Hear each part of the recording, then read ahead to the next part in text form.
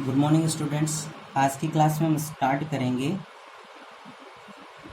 Particle in A three dimensional potential box. हमने last class में one dimensional potential box किया था। अब हम क्या करेंगे, थ्री डायमेंशनल पोटेंशियल बॉक्स। तो देखो, वन डायमेंशनल पोटेंशियल बॉक्स के अंदर हमने सिर्फ एक्स एक्स के अंदर ही क्या माना था, लिमिटेशंस ली थी।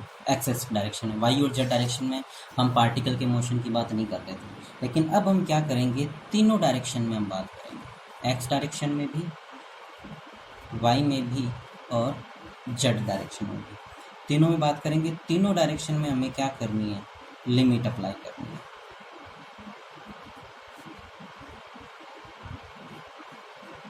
तीनों डायरेक्शन में लिमिट अप्लाई करेंगे।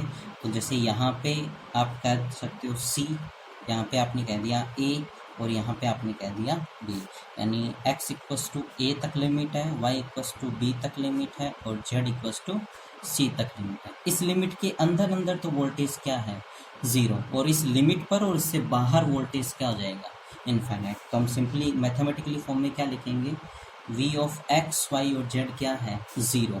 कब, जब x की लिमिट 0 और a के बीच में हो, y की लिमिट 0 और b के बीच में हो और z की लिमिट 0 और c के बीच में। और इससे बाहर आते ही वोल्टेज क्या हो जाएगा, v of X Y Z जो है इनफाइनाइट हो जाएगा अदरवाइज, इस कंडीशन के अलावा। तो ये इनकी क्या है, मैथमेटिकल एक्सप्लेनेशन हो गया। अब हमें इस पार्टिकल के जो थ्री डायमेंशनल मोशन है विबो बॉक्स के अंदर, उसकी श्रोडिंगर इक्वेशन निकालनी है। श्रोडिंगर इक्वेशन सिंपल पोस्टुलेट्स होते हैं, अभिग्रहित होते हैं, इनको क्या कैलकुलेट नहीं किया जा सकता, जस्टिफाई किया जा सकता। तो हमें इक्वेशंस डायरेक्ट ध्यान में रखनी पड़ेगी।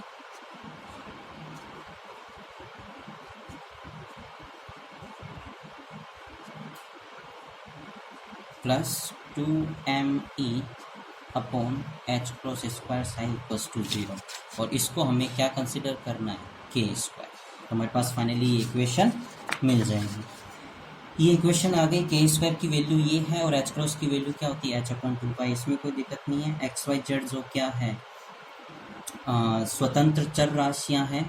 अब हमें क्या है, इनका सॉल्यूशन निकालना है। तो इनको सॉल्यूशन के लिए हम क्या एक फलन ले लेंगे, क्या कि ये जो एक्स वाई जेड फलन है ना, ये अलग अलग फलनों का मल्टीप्लिकेशन।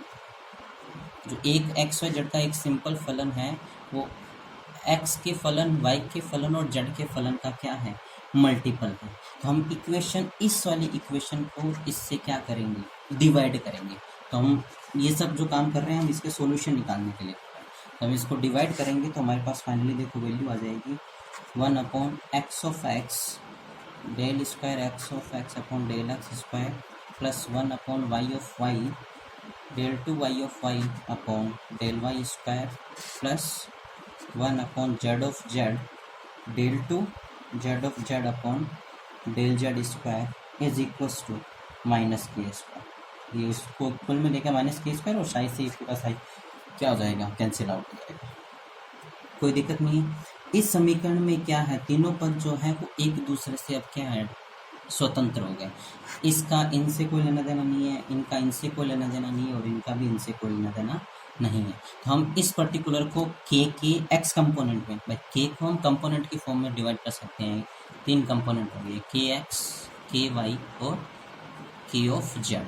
तो हम इन तीनों इक्वेशन को सेपरेटली लिख सकते हैं। कैसे, जैसे मैं फर्स्ट इक्वेशन को लिख के बताता हूँ, 1 upon X of X del two X of X divided by del X square equals to minus k of X square. ठीक है, या फिर इसको मैं क्या लिख सकता हूँ,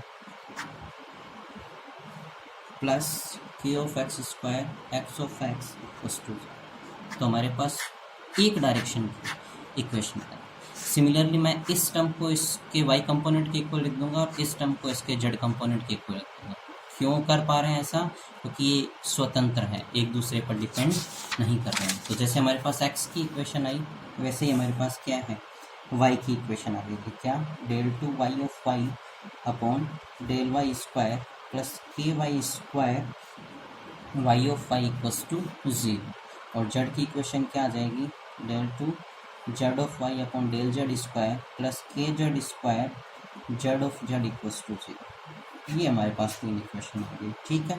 और के of X square plus k of Y square plus k of Z square की वैल्यू क्या है, 2me अपॉन एच क्रॉस का स्क्वायर। अब हमें इनके क्या है सॉल्यूशन निकालना है। तो देखो, जब हम इनकी इंडिविजुअल इक्वेशंस बना सकते हैं तो हम इनका इंडिविजुअल क्या है सॉल्यूशन निकाल सकते हैं। तो सबसे पहले हम एक्स वाली इक्वेशन का, इस वाली इक्वेशन का क्या करेंगे, सॉल्यूशन निकालेंगे, ठीक है। तो सॉल्यूशन निकालने के लिए हम मान सकते हैं जो एक्स वाली इक्वेशन है हमने माना उसका सॉल्यूशन जो है वो ये है, ए साइन के ऑफ एक्स एक्स प्लस का बी कॉस के ऑफ एक्स एक्स। ये काम हमने वन डायमेंशनल में किया, एक बार ही करना पड़ा था, यहाँ पे हमें 3 बार करना पड़ा, ठीक है। ए और बी की वैल्यू कैसे कैलकुलेट करनी होती है, बाउंड्री कंडीशन की हेल्प से कैलकुलेट करनी होती है। तो सेम प्रोसेस है जो हमने वन डायमेंशन में किया था, इसलिए मैं वो प्रोसेस वापस ऑनलाइन वीडियो में नहीं कर रहा हूँ, डायरेक्ट हम इनके सॉल्यूशंस लिख रहा हूँ। जब मैं डायरेक्ट सॉल्यूशंस की बात करूँगा तो एक्स ऑफ एक्स की वैल्यू आएगी √2 upon a sine n of X pi upon a X. अब इस सॉल्यूशन का वन डायमेंशनल के अंदर हमने जो सॉल्यूशन निकाला था उससे कंपेयर करके देखो, ये देखो √2 upon a sine n pi X upon a, n of X है क्योंकि अब यहाँ पे एन नंबर जो है वो वाई डायरेक्शन में भी हो सकता है, जेड में भी हो सकता है, इसलिए हमें नोटेशन देना पड़ा। बाकी इक्वेशन में कोई चेंज नहीं, सिमिलर है, बस यहाँ पे एक्स के साथ साथ हमें क्या है वाई का और जेड का भी करना पड़ेगा। तो वाई का सॉल्यूशन क्या हो जाएगा, √2 upon B sine N Y pi upon B into Y. और सिमिलरली जेड का सॉल्यूशन क्या हो जाएगा, √2 upon C sine N Z pi upon C into Z, ठीक है। ये हमारे पास तीनों क्या आ जाएंगे, सॉल्यूशन आ जाएंगे। जैसे हमने वन डायमेंशनल के लिए एनर्जी की वैल्यू निकाली थी, सिमिलरली 3 डायमेंशनल पोटेंशियल बॉक्स के लिए भी एनर्जी की वैल्यू कैलकुलेट कर सकते हैं। बस ये आपका particle in A potential box का जो पोर्शन है इस यूनिट का वो कंप्लीट होता है। सिंपल यूनिट है और अच्छे से हमें इसको कंप्लीट करना है। Thank you.